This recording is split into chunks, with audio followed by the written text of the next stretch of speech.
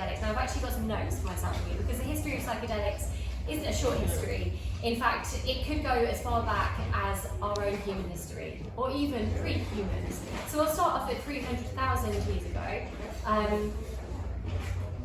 Yeah, I don't know if that's 300,000, I'm not quite sure. Anyway, but it's a very, very long time ago, where before we turn into what we see as the Homo sapiens now, there's a doubling and expansion of the human brain. Now, the stoned ape theory believes that during this time, the ground and the soil were fertile for the growth of psilocybin-containing mushrooms, and it was through the ingestion of these mushrooms that this rapid expansion of the brain occurred throughout our evolutionary history. The theory doesn't postulate as such that we ate these mushrooms and some neurochemical reaction happened that made our brains grow bigger, because genetics don't happen like that. But the theory being that through eating these compounds, we started to form creativity and art, expressing ourselves through symbols. And it was through this enhanced creative capacity and addition for complex thinking in our lives that traits were taken down to our young, and through this complexity in our language, in our interactions, then the brain started to expand as a means to compensate, to acquire more of this knowledge. However, the stoned ape theory isn't proof. We do know that there probably were psilocybin-containing mushrooms in the ground based on the geological records and the climates that these particular mushrooms grow. And it's not just psilocybin mushrooms, but for instance, in the Testament, Moses in the burning bush, that's thought to be the acacia plant. So we know that hallucinogenic plants have been around in the Earth's atmosphere for hundreds of thousands of years. But how long have people been ingesting these plants? Well, we don't know, but some of the earliest evidence that we have from our caveman ancestors is around 10,000 BC. So the Birch rock art in Australia is some of the earliest evidence that we might have for people ingesting psilocybin mushrooms. So on these cave art murals, you see kind of people with these like giant mushroom heads and lots of kaleidoscopic, swirly imagery that might be familiar if you have explored with these particular plant medicines. We've got other pieces of cave art that have similar, quite tricky drawings. And in the ancient Egyptian era, on the hieroglyphics, so this is about 3000 BC, there's also again lots of depictions of these psilocybin mushrooms, which some people think are a key part of that, their kind of beliefs, of mystical beliefs that they have around sort of the journeys after death. And so now kind of in our modern psychedelic renaissance, which we're still not at yet, we've still got a lot of history to cover, but of course we'll skim through it. We talk about psychedelics in this ceremonial use. So how long have people been using psychedelics with ceremony, with ritual, and with intention? Well, about 16,000 BC, we've got the Eleusinian mystery rites, which are this ancient mystery school tradition in ancient Greece. And people, as part of this ritual, would participate in drinking a substance called kykeon, a drink. And people believe that this contained the ergot fungus, which has the molecule similar to LSD-25 in it, so the LSD experience today. But then, skipping forward to 1943, we rediscover or discover this molecule, depending on how you like to see it. And it's discovered by a Swiss chemist whose name is Albert Hofmann. Now, Albert Hofmann is working in Basel, Switzerland, in Sandoz laboratories, and they're looking to discover a new compound as a stimulant for heart problems. And he discovers this particular molecule in the ergot fungus and thinks, oh, this could be interesting, and it doesn't quite have the effect that he wants it to do for the medication which he's developing, but he, puts it aside because he thinks, okay, yeah, I don't know what is calling me, but I'll come back to it. And lo and behold, he accidentally ingests some, and through this has these strange kind of psychological effects. So then he decides that he's going to take a much higher dose, so about 200 micrograms, sort of standard dose that people would take today. And he describes this strange and curious bike ride home where his woman across the street is no longer the woman across the street, but she's a witch. And this is what we have as the first kind of historical trick report, I guess one might say. So Hoffman's study on LSD perhaps from the ancient Greeks to them isn't the first known use that we have of psychedelics, because there's lots of cultures throughout the globe which utilize plant medicines as a key part of their coming of age rituals, of spiritual healing ceremonies. But the records and how long we've been going through aren't necessarily as cutting clear, but what we're talking about now is how psychedelics are here in the Western world. And the first wave of psychedelic research. So once Albert Hofmann had kind of discovered that LSD had this psychoactive effect, he thought that initially it could be a good drug to mimic the symptoms of psychosis, so psychosis could be better understood, so terming these category of drugs as psychomimetics. However, they then kind of came to the conclusion that they weren't really a mirroring into psychosis, which is ironic because that's how they were then framed some years later by the Nixon administration. And instead started looking at the potential therapeutic effects of it. And here we've got the first start of the psychedelic therapy. So between the years of 1950 to 1965, 40,000 patients were prescribed with LSD therapy in one form or another. And this was for neuroses, schizophrenia, psychopathy, alcoholism was quite a lot of the major studies from Humphrey Osmond, and it was even prescribed to children with autism. And then psilocybin comes back on the scene after the mycologist Gordon Watson goes out to the Sierra in Mexico, and he engages in a healing ceremony with the shaman Maria Sabina. He published his experience in the famous Life magazine at the time in a 1957 article, Seeking the Magic Mushroom.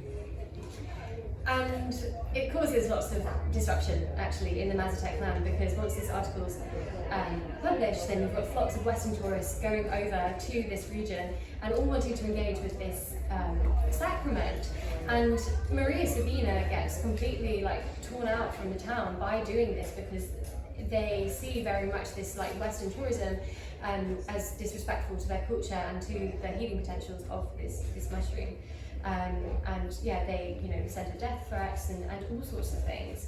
But anyway, psilocybin comes into the sort of sphere of Western interest, and then it becomes started to be experimented on in the same way that LSD is, looking at it as a tool of therapy. It also becomes the significant point of the psilocybin projects in Harvard University, conducted by Timothy Leary and Ram Dass. And part of what Leary incentivizes through this use of psilocybin is this potential for changing culture. And he famously quotes the tune in and drop out. And some people say that this is misquoted. It's not just kind of rejecting everything that's in front of us, but this notion of doing something outside the ordinary, doing something outside of the status quo. It starts to raise concern by government officials at the time, especially when a lot of people are kind of realizing the travesties of what's going on in Vietnam. And then lo and behold, in 1971, President Nixon declares the war on drugs. And this puts a halt to all the psychedelic research that's happening at the time. So from this time to what we call the modern day psychedelic renaissance, the research is still happening, and actually we need to attribute a lot of credit to the underground shamans, the underground researchers that continue to proliferate this research at the time, the activists that noted that something was special and something could happen with these substances, but their voices had to be suppressed. They carried on regardless. And then in the year 2000, the Johns Hopkins Centre for Psychedelic Research became the first approved government institution to restudy psilocybin. Why this change in government occurred, we don't quite know, but there's probably a lot of factors. The fact that we're now in a mental health crisis, the fact that a lot of the drugs that we have been using to treat things like depression and anxiety, they don't seem to work in the ways that I think there was initial hope that they might do. We realise that long term, actually, sometimes they can create more problems than good. And so there's this beginning of a shift, and this study that's conducted by the Johns Hopkins University publishes positive results to show that psilocybin has potential and it's safe. And this notion of it being actually really safe starts to change the status quo that we have around these substances that were very much seen as dangerous and causing psychosis by Nixon's anti-war regime. And then we've got the first study in 2006 that actually is a clinical trial showing that when given with therapy, that these drugs are efficacious, and that was conducted by the University of Arizona, who used it to treat obsessive compulsive disorder.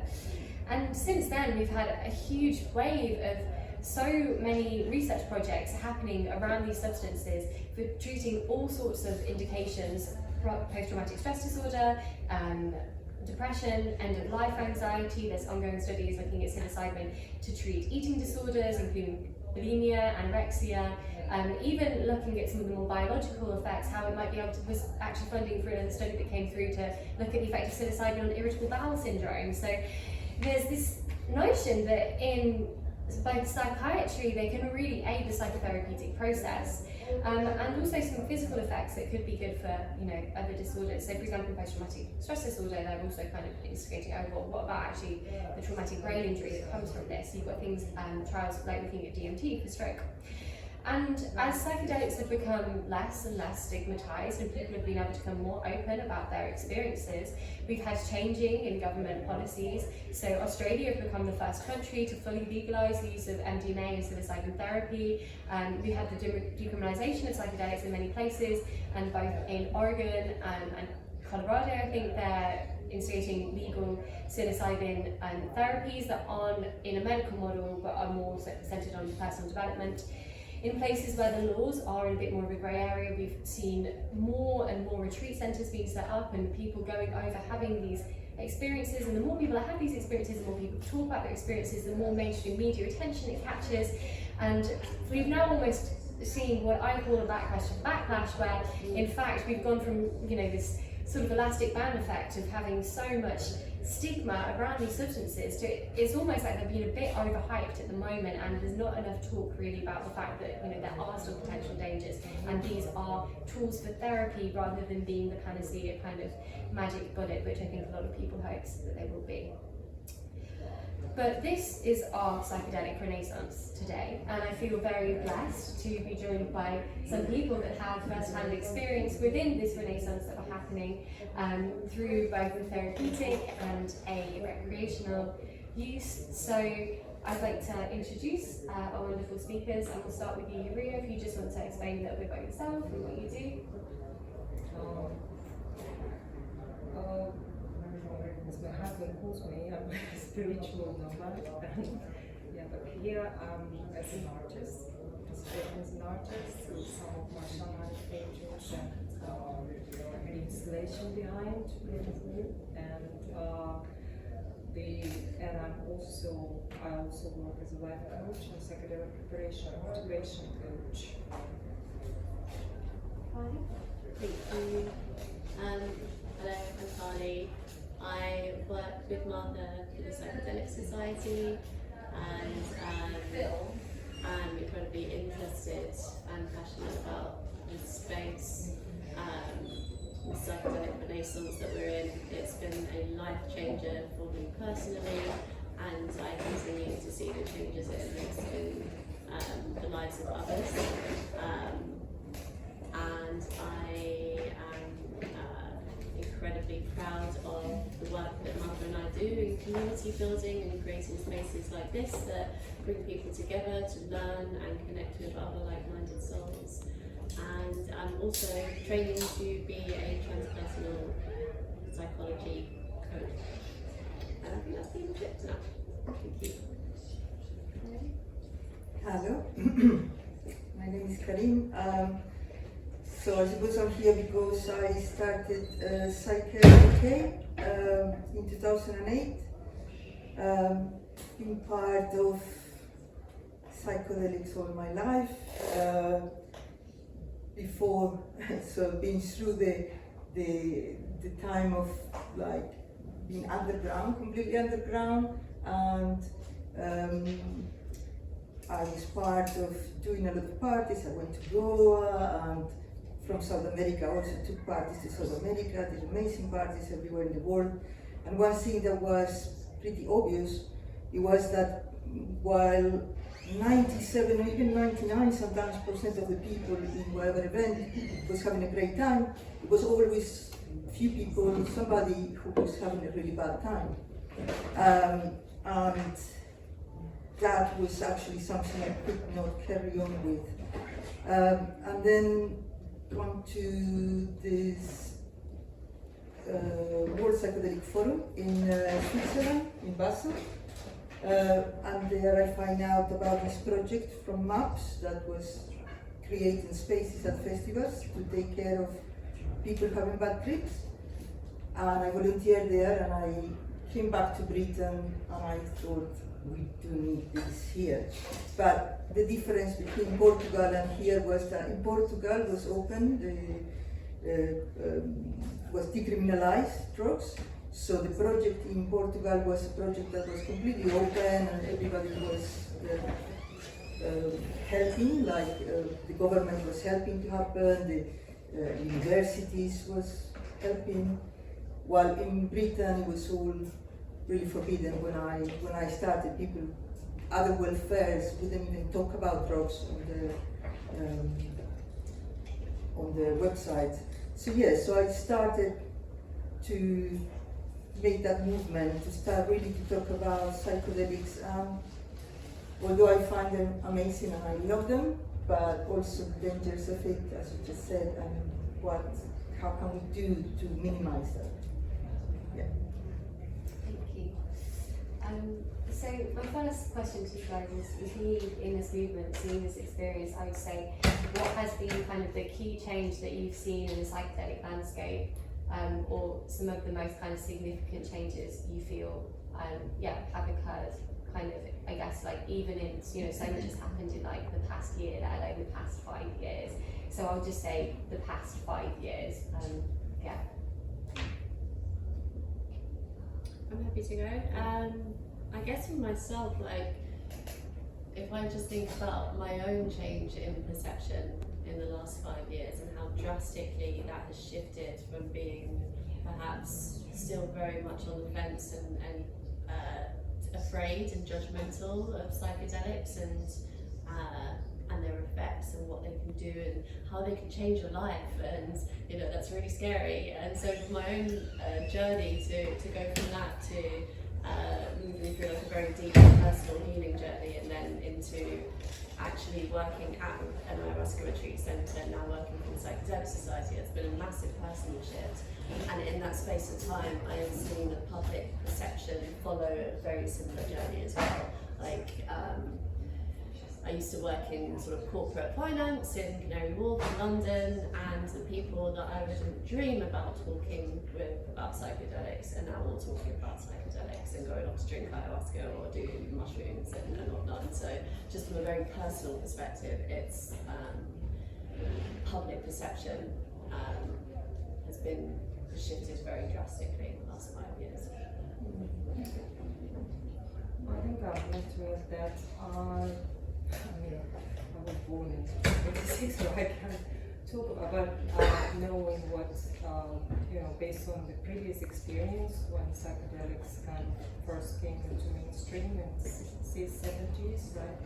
I think in general, the level of consciousness and humanity in general, especially in the past 3 years, I think shifted so dramatically, and in this psychedelic renaissance, people coming with more conscious approach, so not to repeat the past mistakes, so it's not kind of, again, creates more stigma and creates more trouble, right, with better intentions, and respect to the medicine.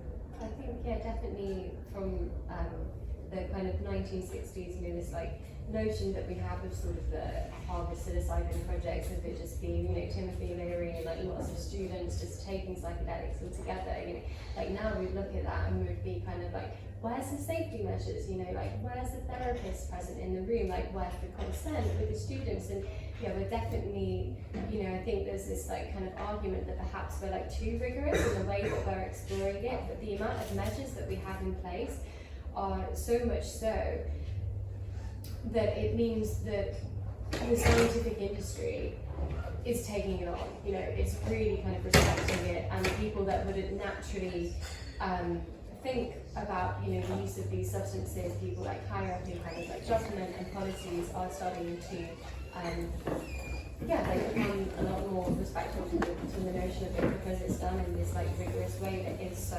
adhering to what we classify as like science, right?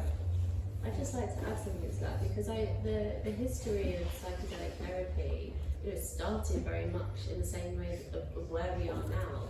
It was being, you know, all done in labs and in therapist clinics, and you know, the government was taking it very seriously as a potential cure for addiction, etc. And it was just a case of it getting out into the mainstream, and then it being let loose and out of control, and a few, you know, guru type figures coming in and causing some disruption. So the beginning of that journey was very much like where we are at now, and I think the difference we need to make this time, people have had perhaps what 50 years is it of time to experience recreational psychedelic use if they want to, but we've also got the lessons from the 60s and 70s to go by. And so I think we just need to make sure that the message is clear this time. These are not miracle cures, they are not going to give you enlightenment, you know, it's just a very, very focus on harm reduction and education, and the importance of the therapeutic path versus the let's go out and get absolutely crazy living from you, and you know, that sort of message. And I think we're on the right path. I think we're getting there's some like confusing messages in the media about them being miracle cures, but I think we've had a good view of what can happen, what can go wrong, and I'm hopeful that we won't repeat those mistakes.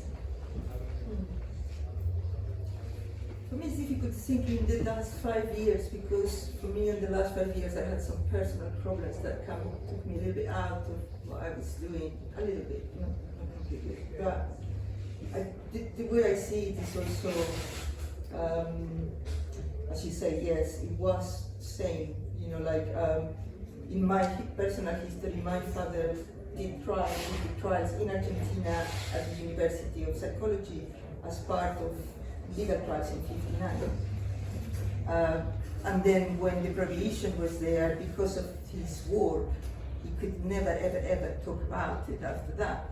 And so, but the psychedelics carry on even with all the prohibition and everything. And I feel that it was a point when, for me, on my personal journey, I will say, that it became obvious that it was very necessary to be activist about that, to talk about openly, because it was completely two different lines: the light side of prohibition and the side of the parties, where people were taking even more and more psychedelics. And I love what you say, no, it will not give you enlightenment. I think it maybe does sometimes. It's just enlightenment.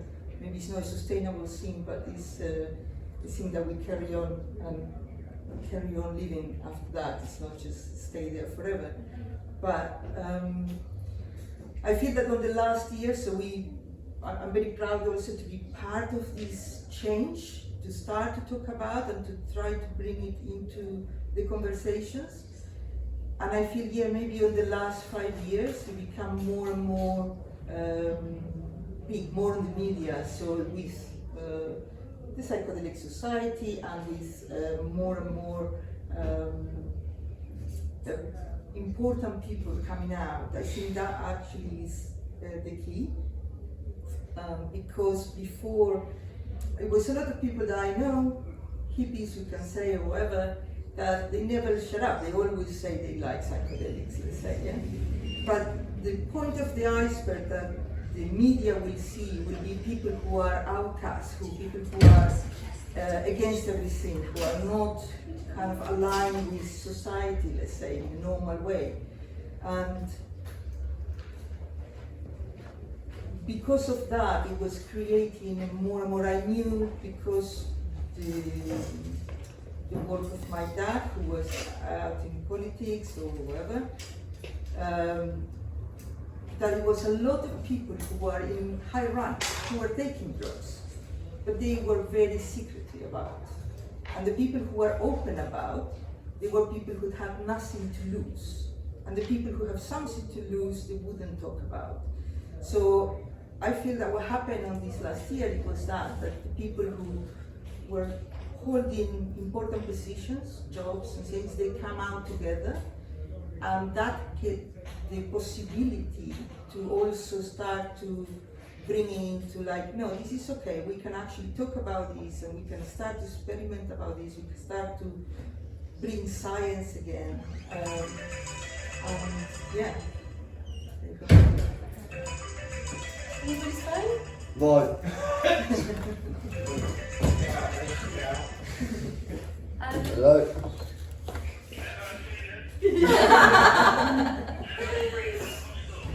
Oh my God! Yeah, so I think it's interesting what you say there, Karin, talking about how, kind of psychedelics are sort of starting to be voiced by people that naturally in the past would have had to kind of keep their voices quiet. And I think quite a turning point in this was Michael Pollan, who is this kind of, sort of journalist, and he's like this nice old geezer that just like talks about food and stuff, and he's got, that kind of sort of like good housewife audience. And then he publishes this whole amazing book about his experience with psychedelic therapy, and that was such a game changer, I feel, because, that was what got my parents interested in psychedelics, was actually reading, this book to someone that's relatable to them. And now we're seeing it, in celebrity culture, right? So like Prince Harry took some mushrooms, and Gwyneth Paltrow is like off with her group collective doing psilocybin retreats. And it is like fascinating how in such a short space of time it's kind of gone from nothing, for me, feels like actually like a bit of a concern, as we've alluded to, like perhaps, these substances are being over glamorized and not being portrayed with the education which is necessary for them to come into our culture with safe and therapeutic and careful use. Would you guys have anything to say on that, or perhaps you think the opposite? And maybe just like projecting voice. Can everyone hear us at the back?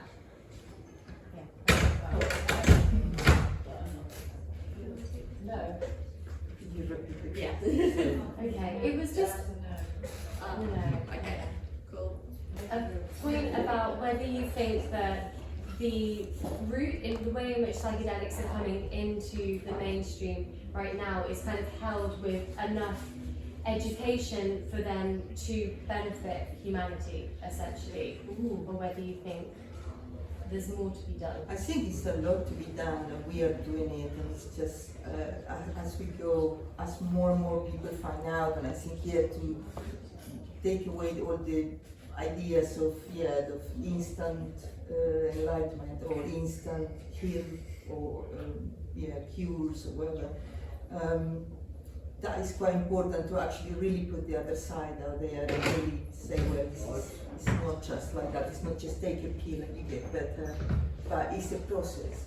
And I think that the interesting thing for me is like, it should always be a process, even with the pharmacy. It should not be ever somebody with mental health, you just give them a pill and don't talk to them. I mean, what kind of therapy is that, or what kind of way to deal with somebody who is, whatever it is, suicidal, psychosis, whatever extreme state of moment the person is going through. You can give them antidepressant, but if you don't have the therapy to go with it, it's actually not going to work. And in this case, I like that with psilocybin, they're making a point that doesn't work alone. It has to go together with therapy. For me, yes, when it goes to the therapy should always have been there. That's what I'm saying. And I think it's very important to also separate these sides that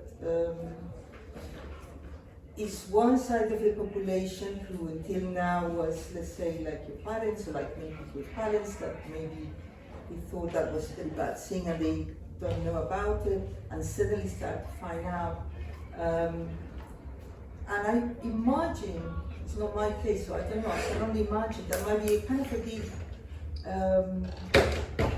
opening. I mean, I actually met somebody who is a retired military and is the father of a friend of mine, and went to see the movie about psilocybin and depression and the treatment for depression, and he was like, wow, I've been depressed all my life, I have PTSD, I need this. He couldn't go to the trials, that was what happened, so he was looking, actively looking for who to give them the experience and who to be there. And he was ready, he had the money, and he was came to talk to me and said, we can rent the house, and we can do this, and we can invite people. I was like, yes. So people who don't know about it are getting really excited, believing that, okay, this is going to change everything. And I think it's important to come together with the full package of like all the reasons that things are not just good or not just bad, and they need to be balanced. They need to be knowledge can be that, like you saying, like shamanic knowledge, things that the knowledge of the people who never left, who never stopped, and then now. And sorry, going to go back a little bit about this because. For example, with marijuana in the States, was always the black people who were dealing or whatever, and they were in prison, and then now that it's free, the black people are not making the money, right? It's the white people who, to say racial and in a way generalizing. Yeah. And in this case, again, with psychedelics, I feel like, yes, a lot of the scientific side of things is very, very important, but it's also very important the knowledge that is already there, that never stopped, that it's been growing organically through all these years of provision and never stopped, and people been holding spaces and people been doing this. It's just now come more into the mainstream, and let's not reinvent the wheel, let's really draw from that knowledge that is there already.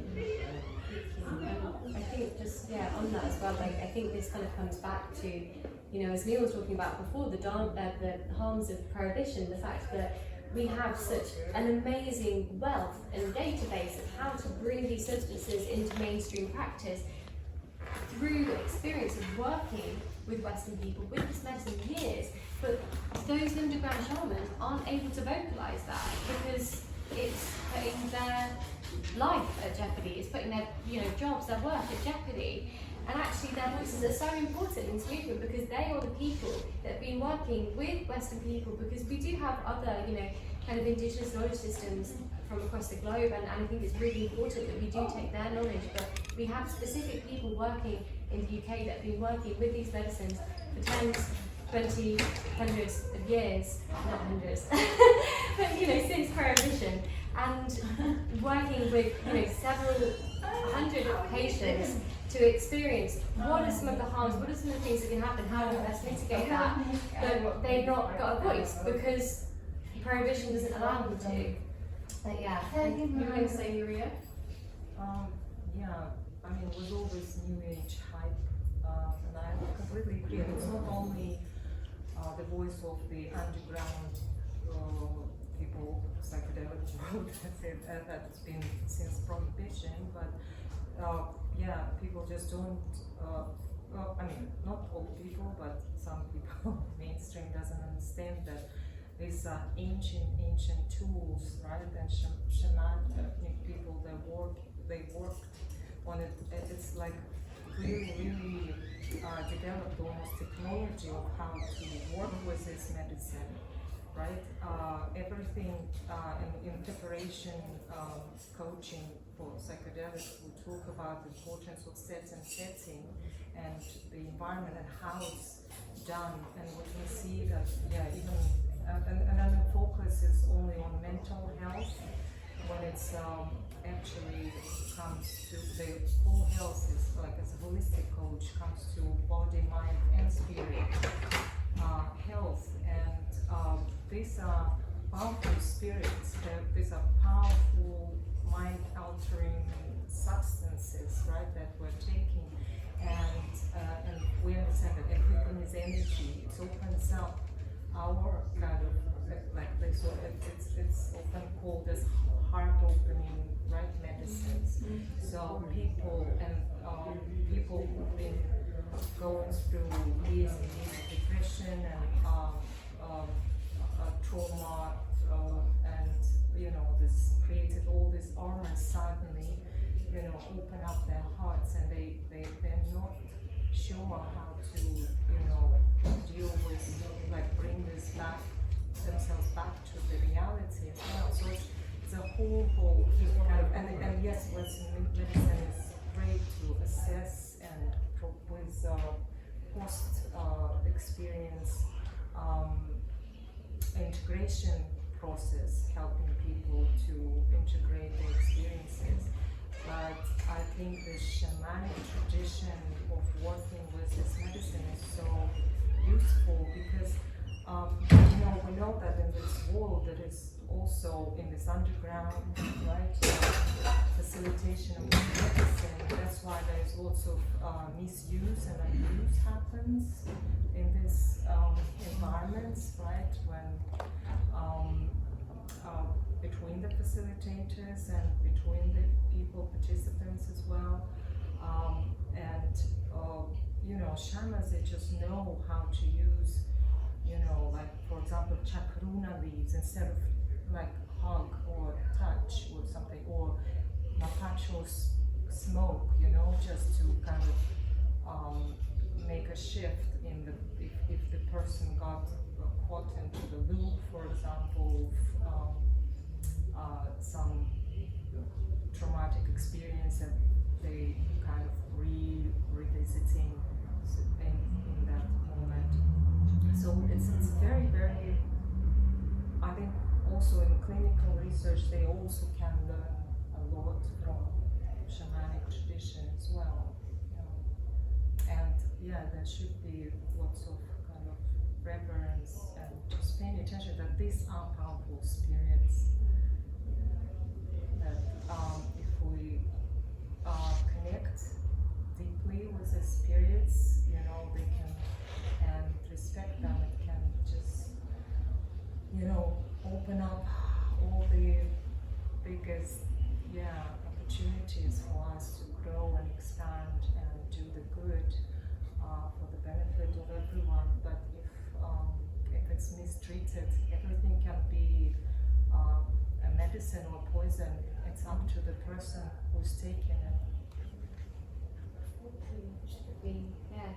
And even the way that we see kind of illness in the West, it's very different to, for example, the Sierra Mazateca, which I alluded to before, that use psilocybin mushrooms, and the Hawaiian baby Woodrose cacti as part of like their healing, as well as salvias ignorum. For them, like, diseases aren't kind of a biological manifestation. It's a thing that happens when there's a disbalance between the natural harmony of like yourself and under the natural world, and that requires therefore like a communion kind of with the plant. And they talk about, like, for example, the use of salvia, that like it can help cure like several what we call like sort of diseases, just but whereas a lot of our medicines are kind of treating the symptoms of these diseases, what they're seeing psychedelics are as tools to kind of realign some of the lost connection that we have, to nature, or in other cultures it might be to spirit. It's kind of this sort of triadic holistic approach that isn't just focused on the biology, but rather, the kind of the biology, well, it would be a four-way, not a triad, like the biology, the psychology, the spiritual, and the natural elements. Colleague Stokes, say something. I think different people speak different languages, and some will speak the language of shamanism, and the language of shamanism will speak to them, and some will speak the language of science and medicine. And so, it's incredibly valuable to have both perspectives. And I think this is the way that the plants are moving into the world, because they know that certain people will not be attracted to the ceremonial, to the shamanic, to the mystic, they want the hard science. And if there's a therapist in the room or a doctor that's saying, here, this treatment will help you, that will comfort them in a way that a shaman and their rituals would never do. One thing I do think is important is the further change in culture and acceptance in a society that embraces psychedelics, psychedelic healing, and understands and can communicate and speak the language of these experiences. Because so many people are going to the Amazon or South America or Portugal or the UK, and they're having these deeply mystical, shamanic experiences, which psychedelics are mystical in themselves, but when you add this other element to it, it feels like you're entering into another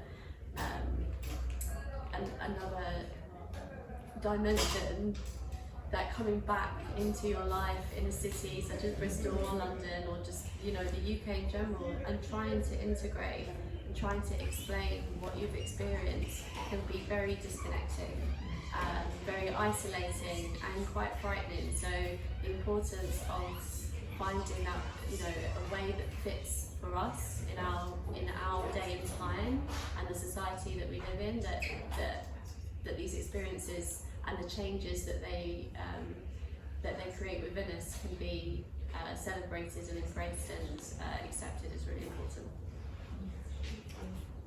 I agree with you completely, and I think that's why I like the multidisciplinary approach. This is what we use in PsyCare, which means that we don't use just science or just shamanism or just hippie shit. Everything together, everything is okay. It depends the case, depends the situation, and to be open to all those different things that you just mentioned.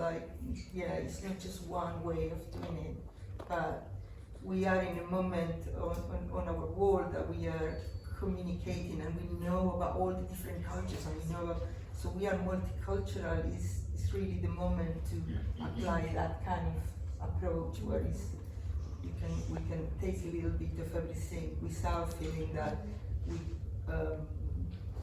somehow we coming out of our line. We can take the fruits of all these different places and to get a better understanding, I think. Don't get me wrong, I never underestimated, the scientific approach, but okay, it's non-ordinary state, right? You whatever language you speak, it takes you out of this whatever you used to perceive the world is, and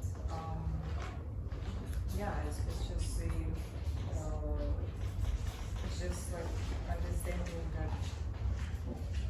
I mean, I totally agree with you. It's just a science. My point was that the science is still catching up. Even like all these latest discoveries in quantum physics, and that everything is energy. It's all been known already for thousands of years, right? And yes, maybe I speak a little bit different, or I speak a bit different language, but it's all basically the same thing. It's just like they're just kind of dismantling to more understandable for our left brain world.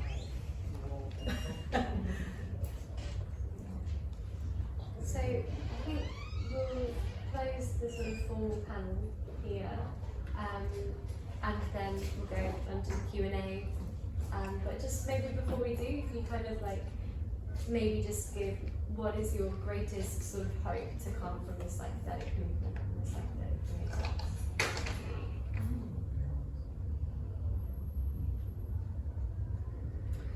The hope for me will be always just that humanity start to really understand each other and have tolerance, and that we all kind of merge into trying to do good to each other and to everybody, to realize that we are all one, and we just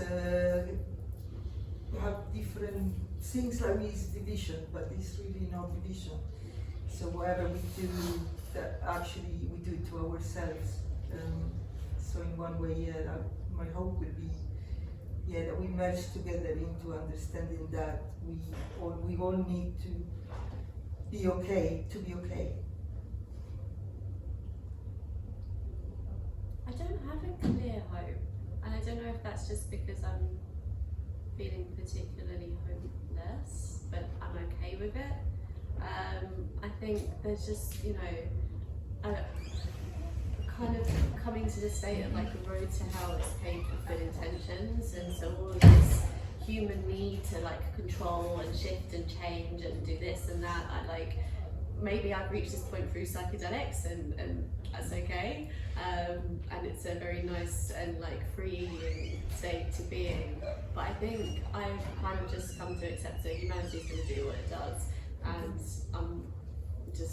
I'm alright to be along for the ride, and I will support and help people where I can, but I don't have any major desires for the outcome of this latest Renaissance movement.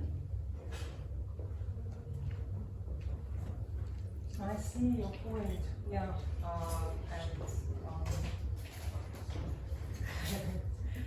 we humans are very complex beings, right? So, and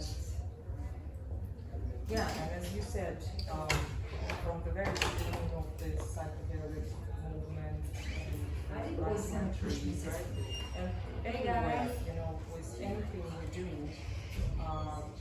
like any scientist, they start, like Albert Einstein with his discoveries, he never was hoping that it's gonna go towards creation of atomic bomb, right? So the same with people who start out with Hoffman and Schulgen, and they also were, the intentions were always good, but once it goes into mainstream, it's up to us. But I certainly would like to see that psychedelics, well, that we kind of, I think it's up to us, up to each of you, up to like myself, just do whatever it takes, just stay to our views, and just towards that psychedelics serve us more as a medicine rather than a poison, right? Because I've seen many people who taken psychedelics and it's only inflated their egos, or without proper integration it can be counterproductive, you know, because yes, you go through this experience and you cannot unsee what you've seen, right? And then you go back to your same environment, and eventually it hits your will, and even if you feel like, oh, change, your neuroplasticity for a little bit of time kind of increased, and you're like feeling like, oh, I love everyone, everything's connected, and like I forgive everyone and I love myself, but it can fade away if you work intentionally, consciously. So I just hope it's gonna, step by step raise humanity's consciousness.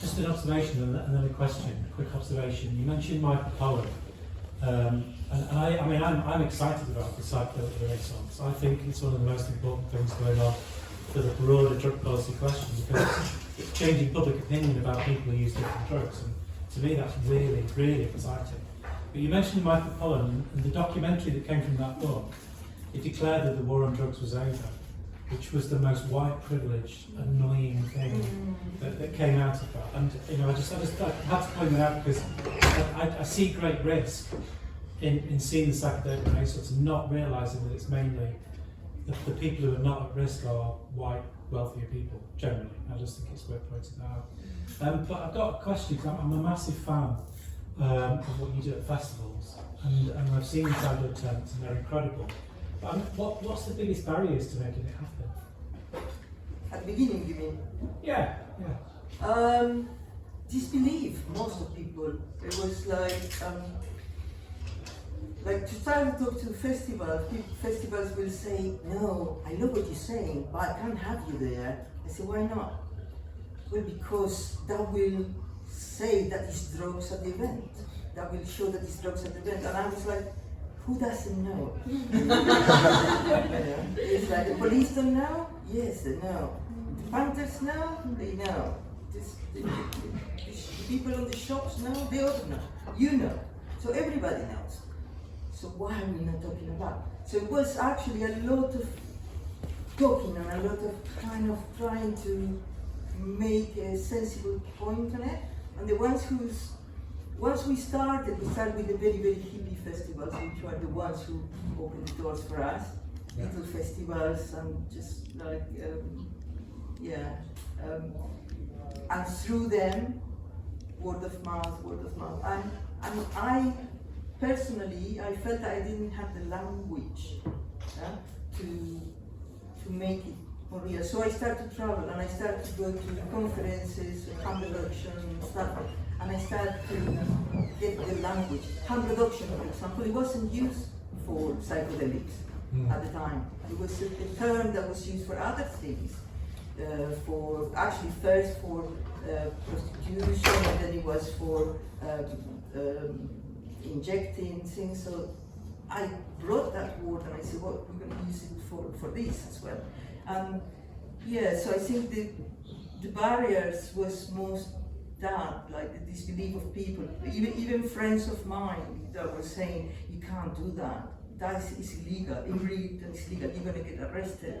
And I was like, no, you can't get arrested if you're doing something good. You can't be, and just keep pushing forward, I think. Yeah. Well done. I think I'm very grateful for that. It's really good. Great work you've done.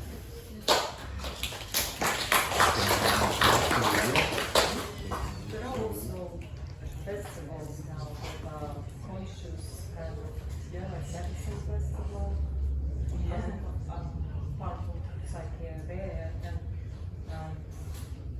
next week is going to be in Wales, in St David's, Pembrokeshire. So they've also for the 9 years, for the first time, they kind of opened up.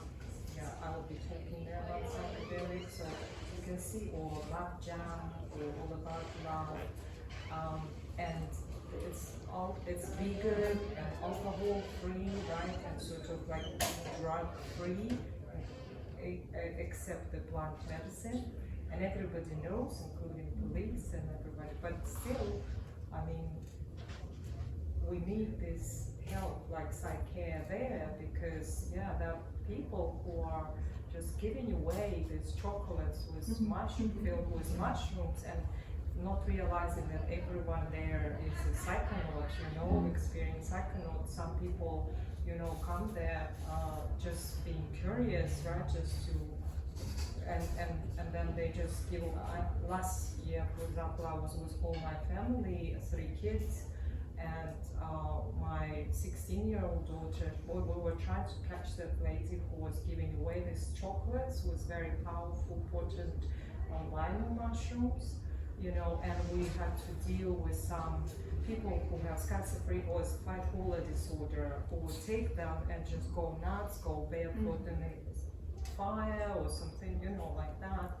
And at the end of it, she actually shared, because I was so tired, I went to bed, and she shared it with my daughter, and luckily through me she knows how to navigate through the stage, but it was so powerful. She nearly freaked out and tried to wake me up, but was afraid. Anyway, I just want to touch on a thing that you said there, Yuria, that I think is quite an interesting sort of narrative that I've heard, that because we've got more open conversation about psychedelics and the potential properties, there is this idea of like a festival that's drug free apart from plant medicine, sort of indicating that they're like on a separate scale to them.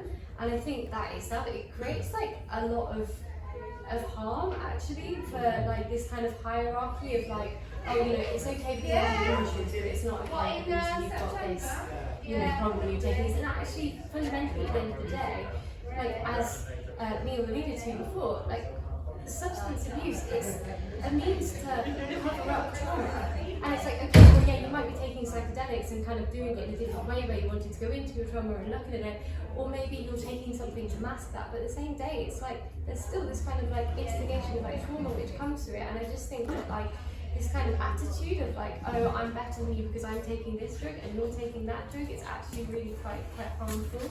And also when we talk about prohibition as well, there's like a lot of focus on like, let's get psychedelics sort of like legalized.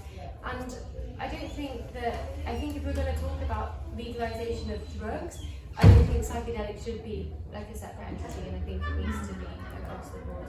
Can I just say that it's not the festivals themselves, they don't promote there and give away to everybody who wants to use psychedelics only or use that. They don't say these things at all.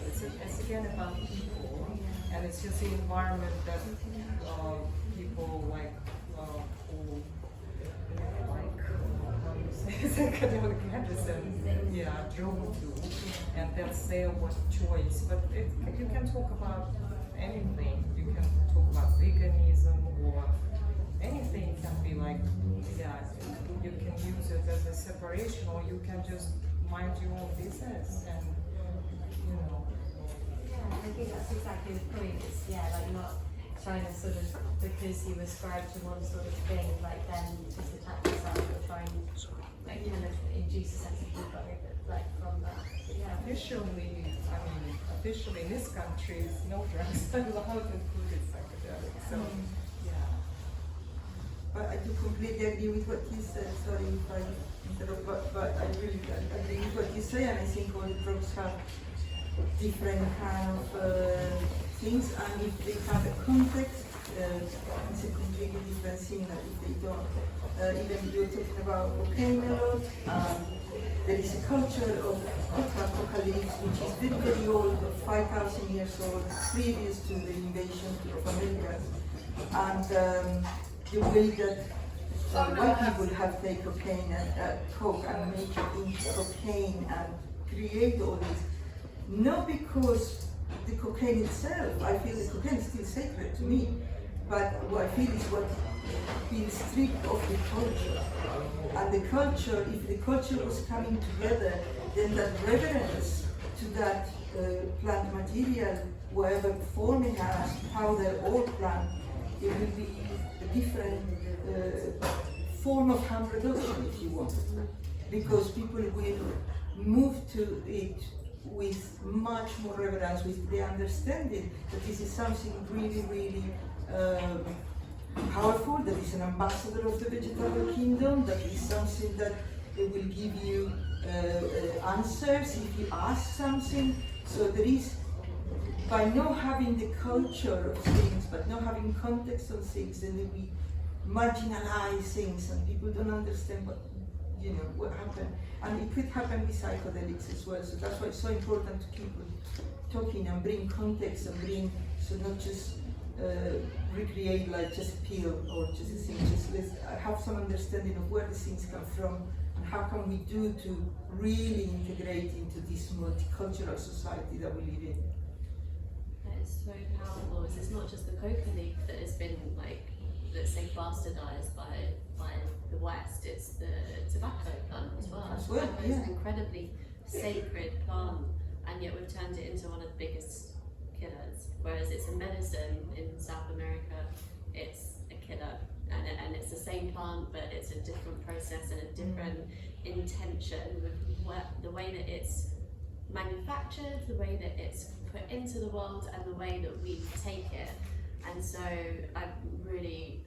that's just blown my mind a little bit there what you said, because I didn't view plant medicine, psychedelics, the plant, the integral way to take drugs. Like we are potentially, are we going to be doing the same thing that we've done with these other sacred plants from the South? It's a good question. Selling mushroom sticks in a grey cardboard basket over the counter, off glasses. Yeah, I don't know who this question was before, but do you think if psychedelics were sort of accepted as kind of modern medicine, would there be a loss of value from using the kind of pharmaceutically extracted kind of active compound, or would you think doctors would have to have ayahuasca in hospitals, or how do you think that would actually work? Sort of looking forward in a positive idea, I guess. I doubt we're ever going to have ayahuasca in hospital. Well, look, But I don't know, but I understand what you're trying to say, yeah. Generalisation. I think it has to be a nice marriage of it, you know, it needs to be a nice kind of like, yeah, like the culture that we live in these days. We are not anymore in a tribe or in this group and that group. We actually all together in a way that we've never been before in the last, whatever, 20 years or less, you know, with the, it's 19 years since Google started, you know, 2004. So internet just blew the whole thing out. So I think we need to find a way that, yes, we take things from all the cultures, but we also have to find our ways. Like she said, you know, some people we don't need to completely deny our culture, just need to actually find a way that we're going to use these things, knowing the context of where they come from. And if one day, I don't know, in medicine, we bring all these as medication, I don't know what's going to happen yet. But at the moment, it's only for psychology, I would say, yeah, or it's more. Yes, but the studies that Martha mentioned earlier, using DMT in stroke patients, that is potentially one way that we would have that transference. It's not ayahuasca, but it is DMT, and it's a chemical, medical compound, but it could potentially be issued to people that have come in having just had a stroke, because the research is showing that it could help to, my science language is terrible. It's but neurogenic, so when is it's what- the cells in the brain, you can help Yeah. with both. So you could limit the detrimental effects of stroke if you get DMT into a patient's brain very shortly. Although you know it's through mice.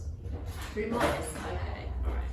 I think it was sort of what I was trying to ask more clearly in my question was, is there some value lost in using pharmaceutical preparation of a psychedelic versus using just the raw mushroom or raw herbal product or whatever?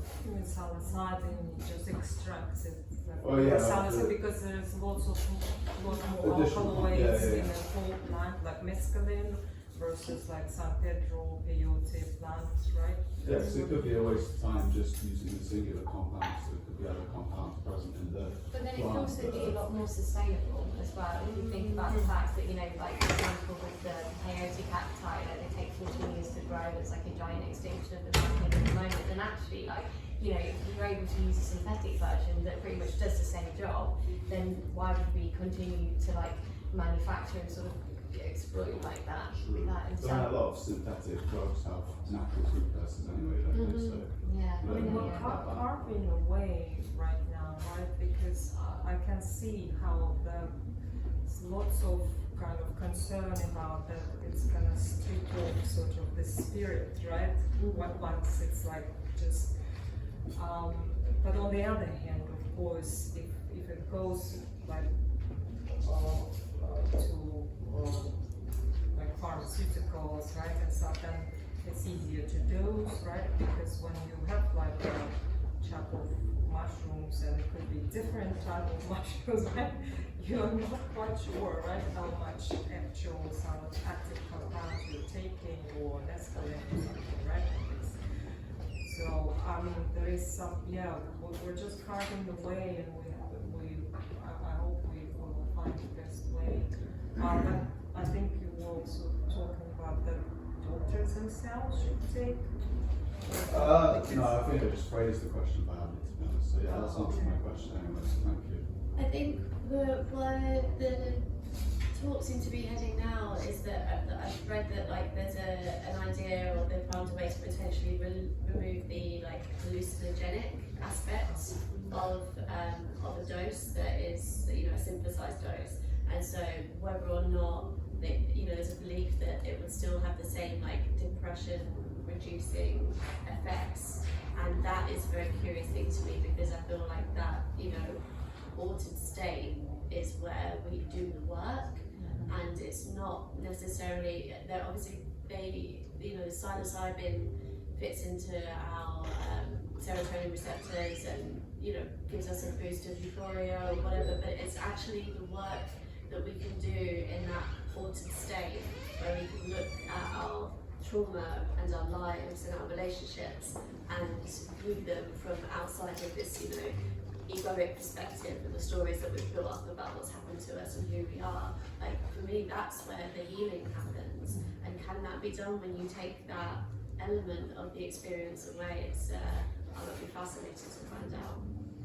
Because that's the, I think, main risk, that if it goes to mainstream, the way medical system works now, they're focusing on symptoms, right? So basically, if they strip off this hallucinogenic experience, you take it in the evening, and then they want still to kind of like post effect, like, oh, they wake up in the morning, they don't remember anything, right? And they're like, oh wow, suddenly I feel like great, but it's actually, then it comes back to the, I'm also an addiction recovery coach, that it can lead for people to become too addicted to these substances, because it's gonna wear off, right? That means you will have to come back to retake that substance again, because in the first place, that's, as you say, that's this non-ordinary state, and what you see in this state, facing the truth, facing the root cause of your trauma, facing what you need to see, basically, in order to heal. That's what's missing, basically. And with any addiction, there is no recovery if you don't go to the root cause of the problem. It's just like substance, withdrawal. It's almost like a lifetime sentence, like, oh, I'm an addict for lifetime. So, It just becomes another band-aid. Yes, yeah. And I feel sorry, because that's just like I just see. There was one talk, and one guy, he was from Western world. He's been trained for like 14 years in Amazon jungle. How to be a shaman. So he's very knowledgeable on this. And then he came back to kind of bridge this gap with science, and then entered to this group of kind of research, clinical studies, group where they work with a few like psychotherapists in this group, and they trying to help a group of people with psilocybin, and the rest of the group, they were great with assessing people before and helping to integrate afterwards. But when they during the experience itself, they couldn't handle this distress, the level of distress that people were going through, right? They were like, they couldn't hold this space safely because they didn't feel safe themselves, right? Because in medical system now, it's just like quickly just to, like, oh, you have high fever, here's you to numb this, kind of to lower down your high fever, without understanding what's exactly the reason why it's just, it has, and then they started talking about, oh, how can we create this experience of, like, we have to develop something to make this experience itself as like smooth and like gentle as possible, right? It's like having a epidural for even a birth, it's just trying to, but this is also part of the kind of healing, it's building up.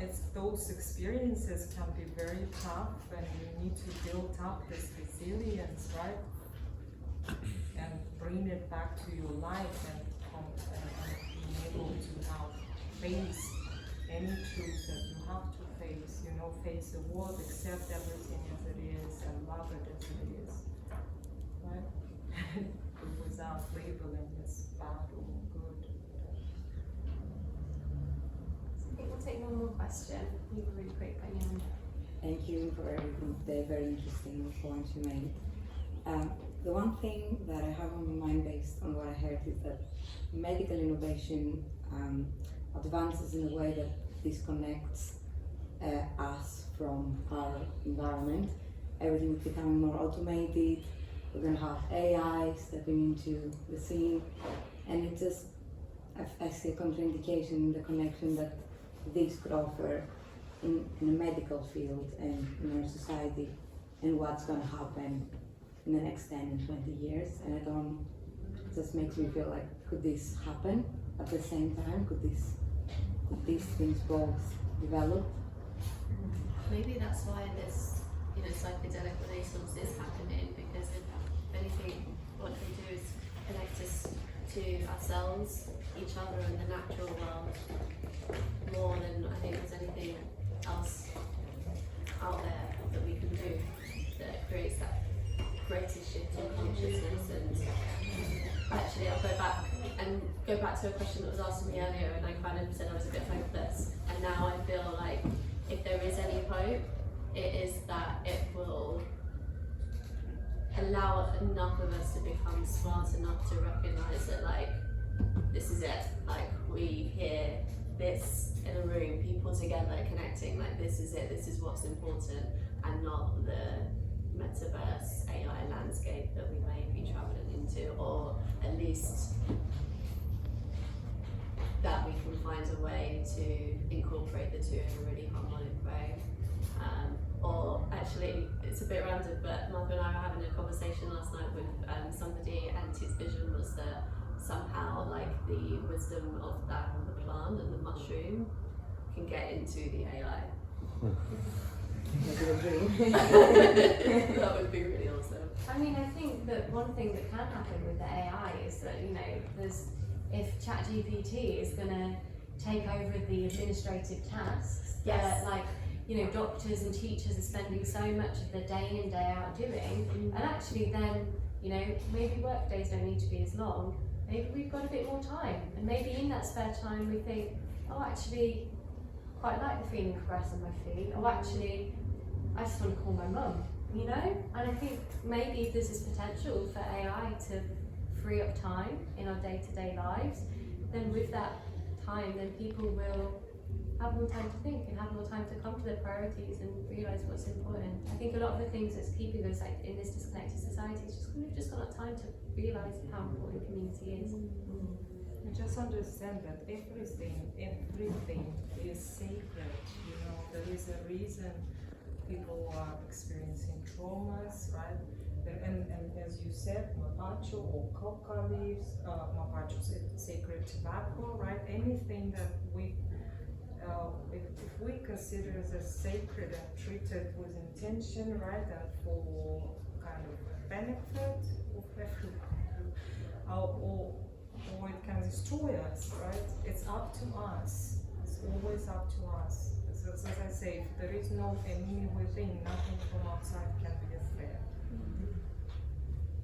And to your point, sorry, I don't know your name, but I think that there is also, and I kind of connect with it, I think master plants, these teacher plants, sacred medicine is so powerful, the intelligence by itself, right, so powerful that I don't think it would sort of allow us, because we're not at the same level of intelligence and consciousness, I think they themselves would kind of like become like others. But you see what happened at the same time with, again, sacred tobacco and coca, right? We can screw it, or we can do good with it. Yeah. So, but I hope the intelligence of these plants is more powerful. Yeah, I feel what you're saying, and it came to my mind my friend Adam Andros, which I don't know which is a medical anthropologist, and he went to do field work in Peru and trying to understand. So first was studying medicine here, and then went to study medicine in different parts of the world, and then he stayed in Peru like 4 years doing all these people coming to do ayahuasca and to do different plant medicines there. And he was saying that the shamans didn't have a word for depression, for example, you know, like you're sad, but no, depression was no word. So the whole thing, what he got to understand, that the way that they see it is like you are in connection. Well, you are more in connection with things is when you are healthy. The moment you start to disconnect, and then you become unhealthy. So he tried to explain then that to bring the medicine and just make it happen by just going there as a holiday and come back, and like you say, come back to London and take you know, it's just so difficult.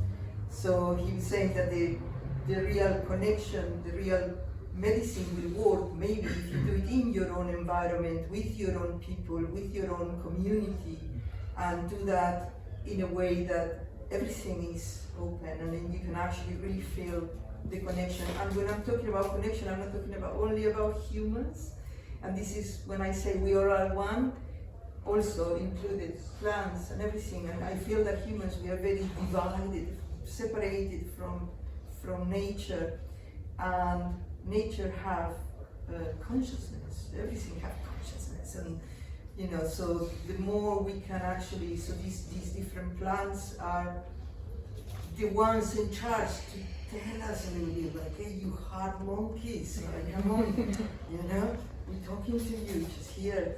But actually, it's all the vegetable kingdom talking through these plants. It's not just that medicine, or it's only this plant who talks, or it's only that plant who talks. No, it's actually everything, and the more we become together with all animals, I feel every time that an animal goes extinct, I feel that it's a part of me that I will not have those eyes to see anymore.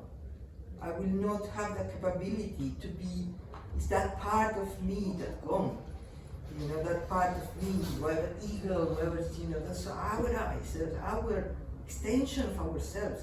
And the more we divide them, the more we think we know part of it, and we set ourselves apart, the more ill we become. So the more we can connect with absolutely everything, not just between humans, in our environment, not just far away in Peru, but just here and now and together, and with the plants that we know, the plants of your house, every human and every person, plant person, animal person, they all are part of us, they're all together. And I feel that that's what psychedelics to me taught me more than anything, like that kind of unity of like we all, you know, even the whole universe, like it's just one thing happening in one now time. Yeah, it's a great example.